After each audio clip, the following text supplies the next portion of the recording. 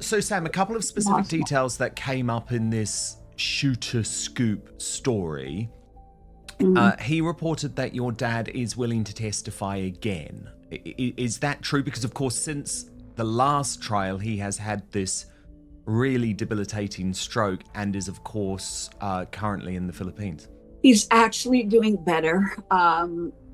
Thankfully, the Good. area, and I'm sure he wouldn't mind me mentioning this, the area of the brain that was damaged wasn't the part of his brain that associates and recognizes words. And forget the polished palace photos and Netflix documentaries. Tonight, we're talking Meghan Markle, baby bumps, and one of the strangest royal sagas you've never heard laid out this bluntly.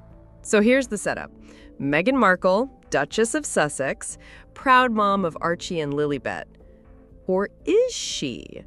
Because if you believe the whispers, and by whispers I mean her own family's on-record claims, the fairy tale story starts crumbling fast. Her dad? He's out here saying she had her eggs frozen years ago. Her brother? Allegedly backing it up with a bombshell that she had a hysterectomy. And all this, mind you, way before Harry even showed up with the ginger beard and the puppy dog eyes. Now, pause. If that's true, and it's a big if, that would mean the picture-perfect family brand Meghan and Harry parade around could be built on a foundation of smoke and mirrors. And once you peek behind that curtain, honey, it gets messy. Because freezing eggs, sure, that's normal. But keeping them frozen? We're talking big money. Reportedly $8,000 to $9,000 per month. And back then, Meghan was hustling on suits for what insiders say was about $7,000 per episode. Barely enough to cover designer shoes, let alone a luxury egg hotel. And by the way, she was barely on screen. Across 108 episodes, she had around 138 minutes of airtime, blink and you'll miss it territory. So if she couldn't afford the storage and had a hysterectomy after, well, explain to me how two kids magically appear down the line. And people are watching. The body language, the awkward public appearances, no messy, affectionate mom moments, no candid hospital photos. Just stiff, polished images that look more like PR material than family snapshots. And remember Disneyland? Observers swear the little girl spotted one day was not the same one seen the next. Are we looking at stand-ins? That's the level of speculation swirling around. And then the pièce de résistance, the infamous moon bump clip. Meghan's belly supposedly folding as she bends down. Not glowing mother weird. Props department fail weird. During a pandemic, lockdown no less, when hospitals were practically Fort Knox, yet somehow there she was, cameras rolling, belly looking like it had a mind of its own. Now, defenders rush in with the usual line, she's just private. Please, privacy is one thing. Staging an entire pregnancy storyline is another. And it's not just about Meghan. Harry's playing along like a pro, smiling for cameras, pushing for HRH titles, even though the late queen made it crystal clear, no titles for royals who quit the job. But then Charles caves? Party favors, anyone? And here's where it turns Shakespearean. If Meghan did go to all these lengths, moon bumps, curated kids, hyper-controlled appearances, it wasn't just for clout. Some argue it was chess. Lock herself into the monarchy forever, not in duty, but in influence. Because nothing cements power like royal children. Titles, leverage, PR, immortality. But the cracks keep showing. She holds a toddler like she's clutching a borrowed handbag. The kids appear managed, not mothered. And through it all, the palace stays silent. No confirmations, no denials. Just that eerie royal strategy of say nothing, let the storm pass. But silence? That's complicity. And then, the cherry on this royal Sunday, Meghan tweaks the kids' birth certificates. At one point, her name's stripped. Later, it's back in. Not normal, not procedural. Even immigration officials supposedly raised eyebrows and reached out to King Charles for a clarification. That's not a casual Tuesday paperwork issue. That's chaos in a filing cabinet. Shake, no carefully worded press release. Just cold, calculated nothing. And let's not ignore the optics. 4 days of public engagements that look royal on the surface, but, spoiler alert, they're not. The palace didn't plan them. The palace didn't bless them. This is Harry running his own DIY royal tour. It's like cosplay with extra security. Now, let's talk charms. The king is a few hundred miles away, mourning privately. Translation: avoiding his youngest like he's avoiding a telemarketer. There's whispering about a private father-son meeting, but let's be real, if it happens, it's not warm hugs and fatherly tears. It's damage control, because the second Charles even looks in Harry's direction, the tabloids light up like fireworks on the 4th of July. And William? Oh, William is playing chess while Harry's still messing with checkers. His calendar is packed tighter than a London tube at rush hour. Charity stops, mental health visits, anything to guarantee zero overlap. Not a coincidence. Not even close. Harry, after 5 years, he still doesn't get it. He's not royal anymore. He needs to get a real job. Absolutely. But I'm sorry, there's nothing funny about what he did to William. There's nothing funny about trashing your brother at a great height.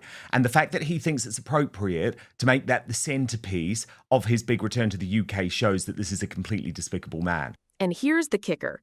Harry's been with the Well Child charity for 17 years, but suddenly he's back on stage now during his so-called tour? Cameras flashing, speeches flowing, awards being handed out.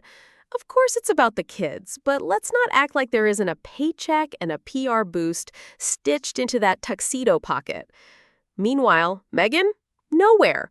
And that's louder than anything Harry could say. Official excuse, safety. Pride, blah, blah, blah. The truth, strategy. Meghan's not stepping foot on UK soil unless it's absolutely unavoidable.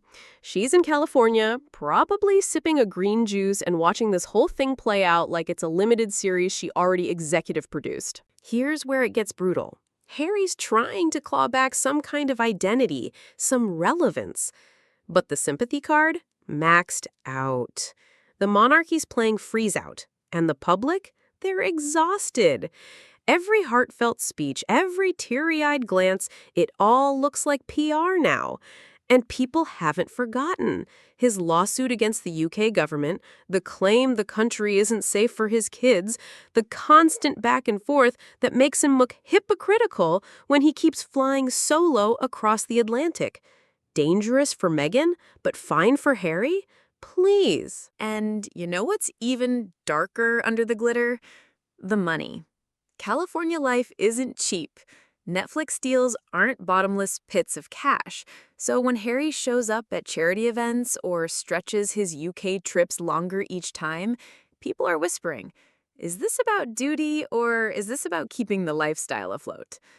The tragedy here is almost Shakespearean. Harry left to be free, modern, independent, but what he really left behind was structure, identity, and a family name that carried purpose. Now he's drifting, not royal enough to be royal, not Hollywood enough to be Hollywood. A man in limbo, still hoping for a reunion scene that isn't coming. And William? He's drawn a line in the sand so deep it looks like the Grand Canyon. No accidental encounters, no awkward photo ops. It's deliberate, ruthless. Billy Eichner, bless him, clocked it early. He said Meghan went from chatting about acting teachers at Northwestern to casually shrugging, well, my career took a little turn. Honey, that's not a turn. That's a Formula One drift into Buckingham Palace. And comedians weren't buying the fairy tale either. Nikki Glaser cut straight to the jugular. Without Harry, Meghan wouldn't be duchessing it up. She'd be auditioning for The Bachelor and slinging lattes in Sherman Oaks. Ouch. But here's where it gets chef's kiss delicious. Meghan tried to rebrand this as feminism. "I'm a lifelong feminist," she said, while literally giving up her independence to marry a prince. Girl, you can't spell feminist with tiara. The contradiction was glaring, and the comedy world pounced. If she didn't marry him, she would be on The Bachelor this season, fighting for Prince. She would be Megan M. from Sherman Oaks barista. She just got lucky. Harry, the dumb ginger prince. And then there's Harry, sweet, clueless Harry. John Mulaney roasted him alive. Prince Harry has entered the chat. You dumb ginger. You leave your title because you don't like your 94-year-old grandma? That's the definition of something you wait out, gangster. I mean, come on, you had one job. Wait. The throne? No. The drama? Yes. Harry blew up his royal life like it was a TikTok challenge, and comedians couldn't stop laughing at the absurdity. Gone on Oprah, I didn't know. I had no idea how racist they were. It's the royal family. You didn't Google these motherfuckers? That's the question everyone was thinking. How do you marry into the British royal family and act surprised when they have issues with race? The royal family equals dorks in church clothes. Chris Rock took it nuclear. Meghan acting shocked that the royal family was racist? It's the royal family. They're the original racists. Exactly. Colonization didn't invent itself. And another comedian nailed it perfectly. You thought rolling with those dorks in church clothes was going to be fun? Meghan really thought she was signing up for the Crown Glam edition. Instead, she got Sunday service with people who haven't cracked a smile since 1812. So let me start with you, sir. You've lived a life with the royal family, you've had everything handed to you, but you say your life has been hard, and now you've written all about it in your new book, Wah. Netflix, South Park, and the Hypocrisy Circus. People thought they might finally sympathize with Meghan and Harry. Instead, viewers finished those 6 episodes wanting to launch their TV out the window. As one reviewer said, "Before I watched, I didn't like them. After hearing their side, I hate them." South Park had a field day, parodying their "we want privacy" routine while literally screaming it from rooftops and launching media deals. The contradictions were too juicy to ignore. We want to be normal, but also live next to Oprah. We hate attention, but also here's our book, podcast, docuseries, and fashion shoot. Even Bill Maher, professional contrarian, called them ridiculous. When Bill Maher, who defends anyone, is over your victim act, you've officially lost the culture war. The cringe couple energy. And don't even get me started on the nicknames. Harry and Meghan calling each other H&M? No, darling, that's not romance, that's retail. People weren't swooning, they were gagging, literal dry heaving from the cringe. John Oliver, the prophet of royal disaster. But let's circle back to Oliver. The man deserves his crown, not from Buckingham, but from the gossip gods. Before Meghan even walked down the aisle, he said she might be marrying into a family that could cause her some emotional complications. Emotional complications? Try nuclear fallout. Try global comedy goldmine.